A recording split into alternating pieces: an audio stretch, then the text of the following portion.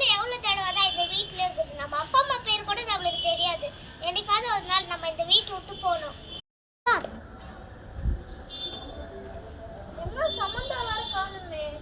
கார்த்திகார் phone பண்ணி கேட்டான். Mummy சொன்ன மாதிரி லேப்டாப் எடுத்துட்டு போயிட்டு மீட்டிங் வச்சுன்னு வெளியே போயிருக்காங்களோ. அவன் வேற பாரிஸ்க்கு போயிடும்னு சொன்னான். சரி அவனுக்கு ஃபோன் பண்ணி பார்க்கலாம்.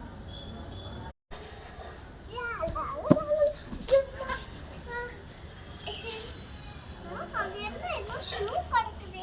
பார்க்க வேற அழகா இருக்கு. எடுத்துக்கலாம்.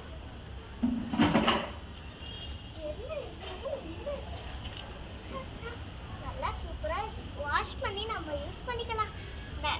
நம்மளுக்கே ஃப்ரீயா ஷூ கிடைச்சிச்சு.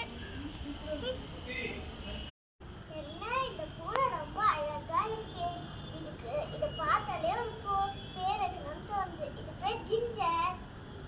அழகா இருக்கு.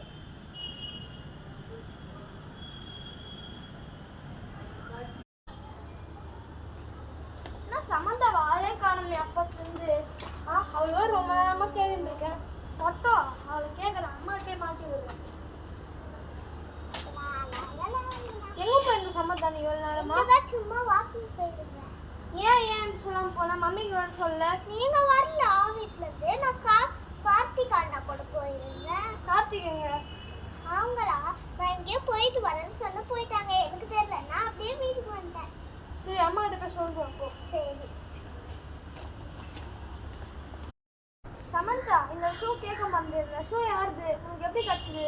அங்க ஷூவே வாங்கி தரலையா முதல்ல உனக்கு? அதான் நான் அங்க கடை